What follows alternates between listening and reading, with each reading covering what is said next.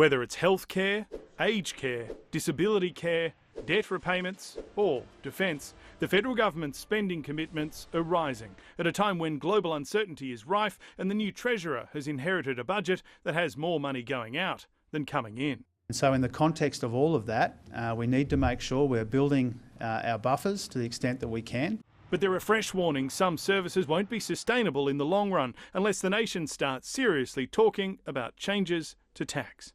We depend more on company and personal income tax than most other developing countries. So we need to look to other tax bases. At a summit today, there was a call to increase the Medicare levy for the highest income earners and put new charges on road use, land use, resource profits and carbon emissions. One of the problems we've got in Australia today, someone comes up with an idea, someone else opposes it, so the idea is dropped by the end of the day.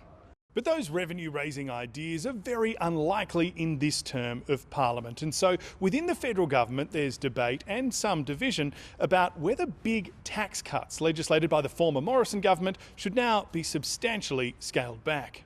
The so-called Stage 3 cuts come into effect in 2 years' time and will see income between $45,000 and $200,000 taxed at just 30%, costing the budget all up more than $240 billion by the early 2030s. This is the worst possible time for Labor to equivocate on providing tax relief. After initially opposing the cuts, the ALP committed to them ahead of the last election. When it comes to the Stage 3 tax cuts, our position hasn't changed.